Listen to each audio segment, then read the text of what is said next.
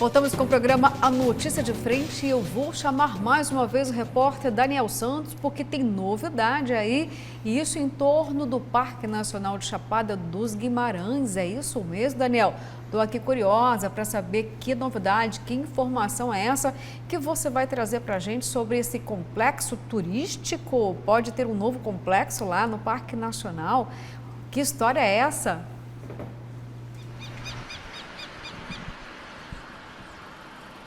Pois é, Luciana, a gente olha assim, né, a rodovia 251 já movimentada, vem aí feriado prolongado, muita gente aproveitando, dá vontade de pegar a estrada, né, mas a vontade passa rápido quando a gente vê o preço da gasolina, do etanol, do diesel e por aí vai, né, mas dá uma vontade de escapar aqui, né.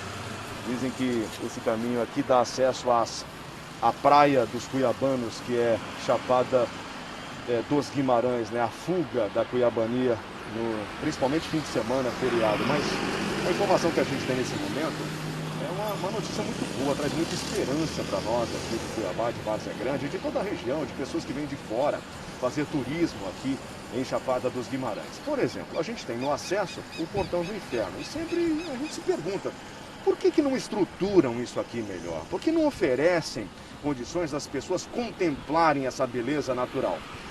Pois, segundo a Superintendência de Desenvolvimento do Centro-Oeste, serão investidos cerca de 17 milhões e 600 mil reais, 17 milhões e 600 mil reais, em uma obra maravilhosa de reestruturação e transformação do Portão do Inferno em um ponto de visitação, um polo turístico. Lá a gente vai ter, segundo a arte que a gente tem para mostrar aí agora, praça de alimentação, espaço amplo, estacionamento também, viu? Esse local que vai oferecer conforto e, acima de tudo, quem espera aí obra, né? São, pela expectativa segundo o projeto, são mais de 1.000 metros quadrados de área a ser construída, com estacionamento, a lanchonete, a praça e também a área de contemplação, que é uma passarela de vidro com 70 metros de altura. 70 metros. Eu procurei aqui algumas informações de bastidores para saber quando é que começam essas obras, até para a gente mostrar o start, né, Luciana? Mostrar aqui para a notícia de frente, para o público em todo o estado de Mato Grosso, as obras tendo início.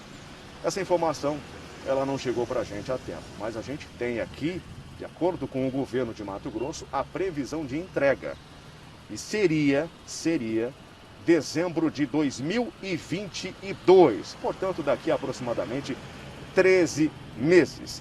E já tem até as sugestões dos bastidores, viu, Luciana? Vou devolver para você, para o Kleber, para o Haroldo, de mudar, de sair de Portão do Inferno para a entrada do Paraíso. Que tal, hein, Luciana? Volto com você. Bom fim de semana. Olha, Daniel Santos, para mim o Parque Nacional é um paraíso sempre, viu?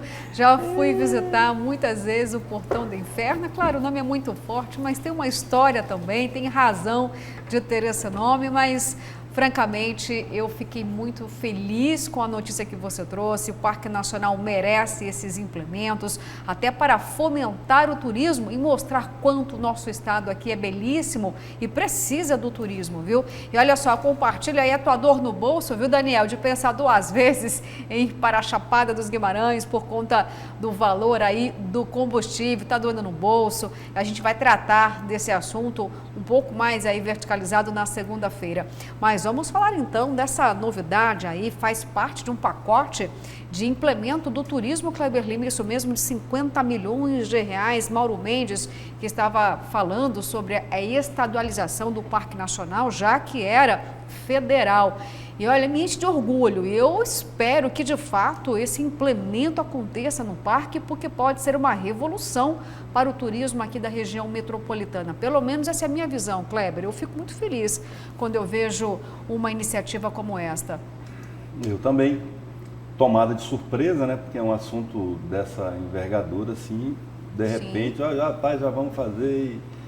E aí precisa ver se já tem todas as licenças, né? Ali já houve outros empreendimentos tentados nessa região do Parque Nacional de Chapada dos Guimarães, uma tirolesa que o governo já intentou fazer no passado, bondinho, e um tanto de coisa que acabou sendo embargado nas licenças ambientais, mas é algo bom para revitalizar aquela região. Eu pessoalmente defendo desde a época que queriam botar ali um monumento a Buda, não sei se você lembra disso, que causou comoção, que ninguém era. Eu acho que podia ser sim, a Chapada é mística, ela podia ser um destino do chamado turismo religioso. Foi antes da Copa?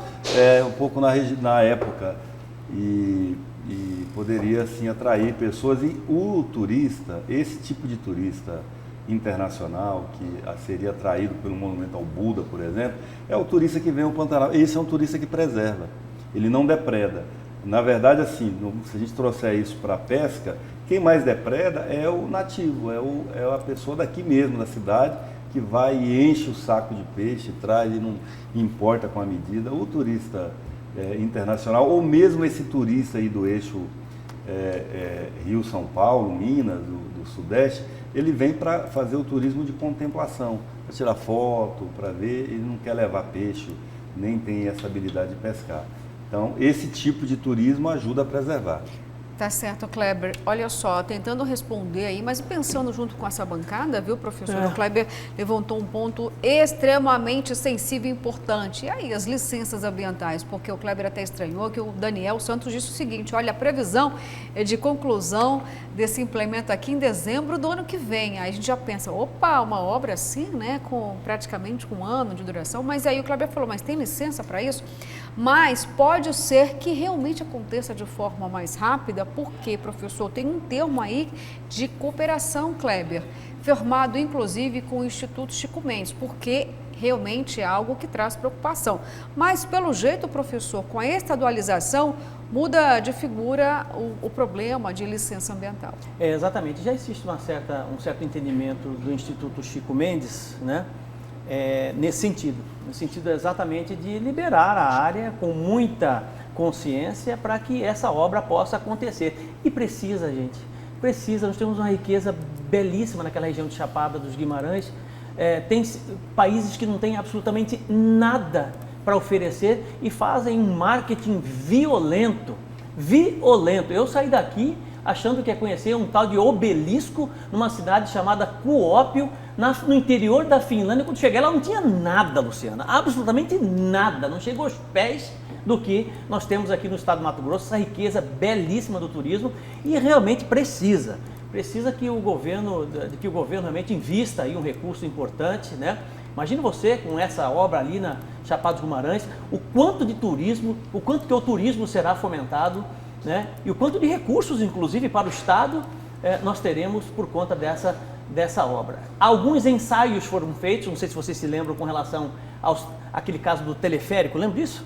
Né? Sim. Em desvios, né? Essa história toda. Enfim, o que a gente não espera é isso. Mas eu acho que é uma excelente iniciativa por parte do governo. Eu acho que o governo precisa realmente investir numa região que tem toda a sua configuração, né? O seu cenário propício para isso. Com certeza, e vamos lembrar aqui que é importante para a economia quando o turismo realmente está em alta. E passamos por esse período de pandemia e estudos, inclusive, do turismo aqui de Mato Grosso revelaram que para recuperar aquilo que se perdeu durante esses 2 anos aí, praticamente 7 anos seriam necessários. Mas isso pode encurtar, claro, se tivermos, né, a transformação do nosso potencial turístico em, de fato, um produto turístico, porque aí vamos atrair muito mais turistas de outros países, inclusive até os domésticos. Claro. Kleber, eu fico tão triste quando eu ouço assim um cuiabano afirmar, olha, eu não conheço ainda Chapada dos Guimarães, o Parque Nacional, não conheci nenhum ponto turístico lá, nunca fui ao Pantanal. Eu ficava assim, estarrecida, surpresa, não conseguia entender porque isso acontece aqui dentro de casa, Kleber. E aí uma ação como essa pode, de fato, aproximar esse público? Olha, tem cuiabano que não conhece a guia, está aqui mais perto, né? Uma atração dessa natureza pode ser que atraia mais gente, mas aquelas pessoas que não conhecem a guia provavelmente vão continuar sem conhecer. São pessoas mais carentes, pessoas mais excluídas, e que não tem nem estímulo às vezes para sair de perto do mamãe para poder ir, né? Acontece isso. Chama atenção nesse empreendimento ali, que ali tinha um quiosque, um barzinho que vendia água de coco, vendia alguns souvenirs, e ele exatamente por depredação, que era um negócio pequenininho assim, era um quiosque, foi retirado já tem alguns anos, né? Hoje ali, inclusive, não tem nem área para estacionar. As pessoas, quando querem fotografar aquele local, elas até estacionam de maneira inadequada ali, subindo um pouco no que seria o meio-fio, em cima do meio-fio, causando até uma certa aglomeração, tem uns quebra-molas ali, causando um certo risco, para ir ali fotografar, olhar para baixo e apreciar aquilo. Ali tinha a melhor pamonha do planeta, só o desafio de você conseguir uma vaguinha ali, aquele medinho daquele desfiladeiro, né? Não, já valia ali o passeio. Não, claro, precisou mudar, mas... Tem um restaurante ali, tem a Penhasco, tem um outro, eu não lembro o nome agora, Morro dos Ventos, que tem um mirante desse, que eles fizeram, o piso não é de vidro, mas é de um gradil assim, que você olha para baixo e você fica meio suspenso, aquilo dá um medo. Eu, por exemplo, para ir nesse negócio de vidro aí, não conta comigo, se depender do meu dinheiro, não vai dar certo, mas eu sei que tem mais gente mais corajosa que eu para isso, né? Pra ir lá. Aquela passarela não vai trincar, não vai cair não de vidro. Vou convidar você para inaugurar, Kleber Lima, aquela passarela assim, de vidro. Um barítono resolve cantar ali, aquilo estremece, trinca, né? Que isso, Se gente. Deus me fizesse para voar, eu tinha asa. Deu foi perna, então eu vou ficar ali, mas eu vou acompanhando ali.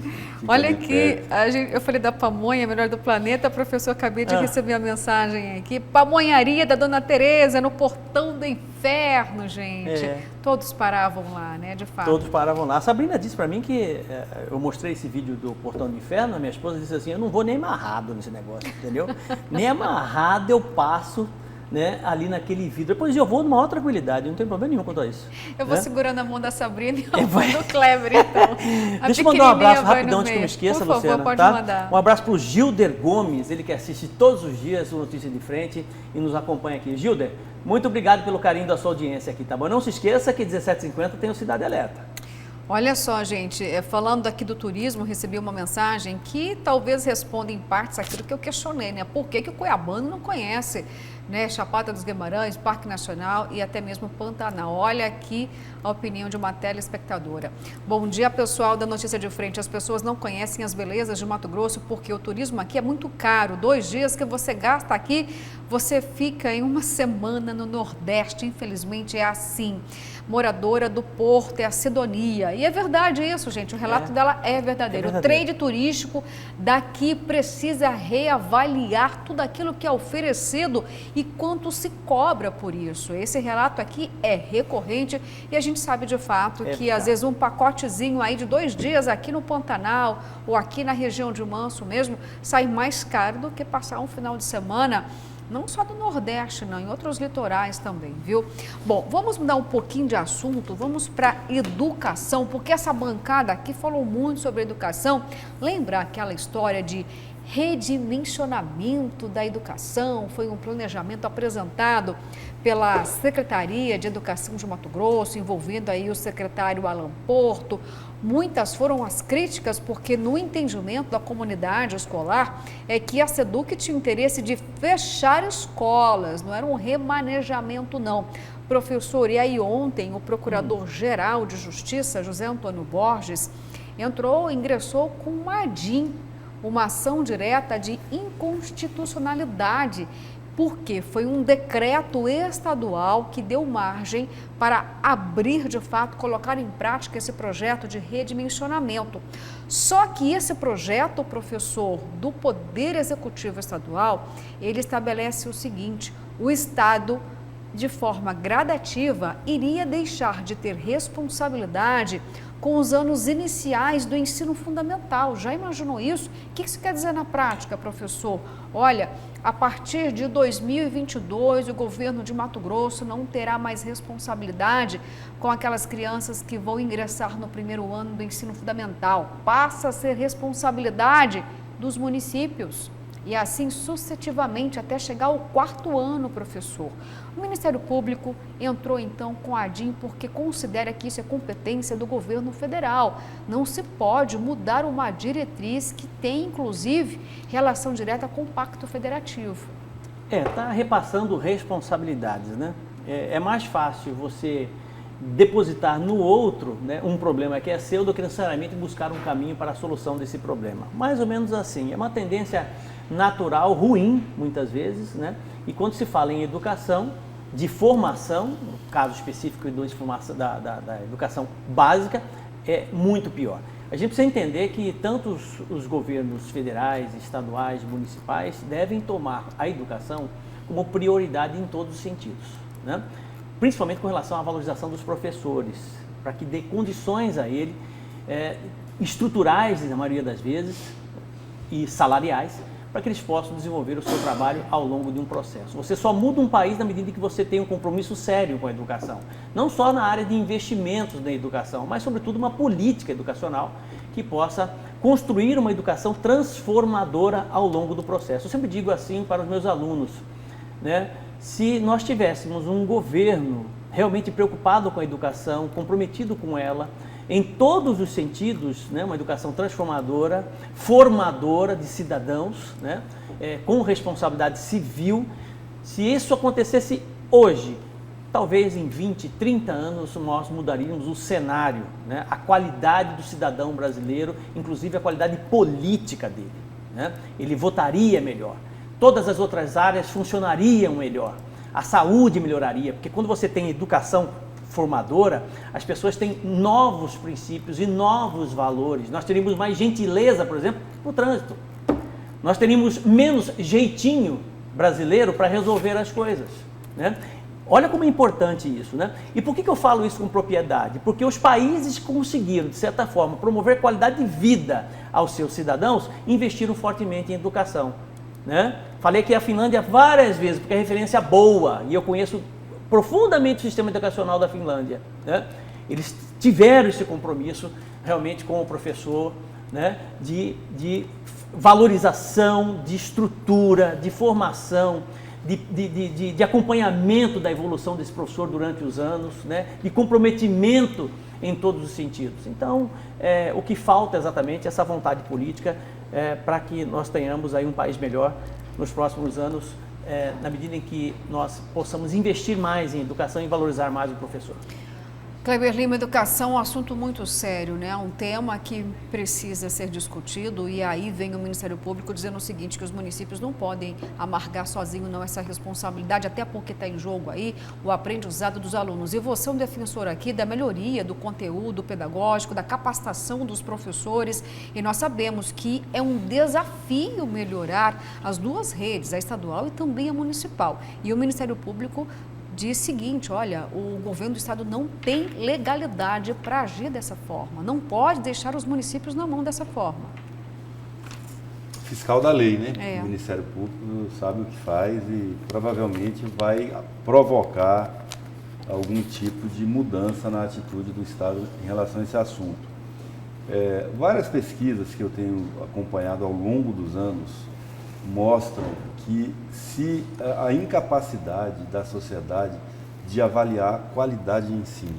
Para os pais, se tiver escola e a escola tiver as mínimas condições de infraestrutura, piso, parede, teto, no caso de Cuiabá e outras cidades quentes, ar-condicionado, se tiver material didático, se tiver kit escolar, como a gente vê a maioria dos municípios hoje fornecendo, sobretudo no ensino fundamental, uniforme, um tênisinho, uma mochilinha e um material didático básico, uma cartilha, um caderno, um lapisinho, que normalmente vem com a propaganda da gestão da época.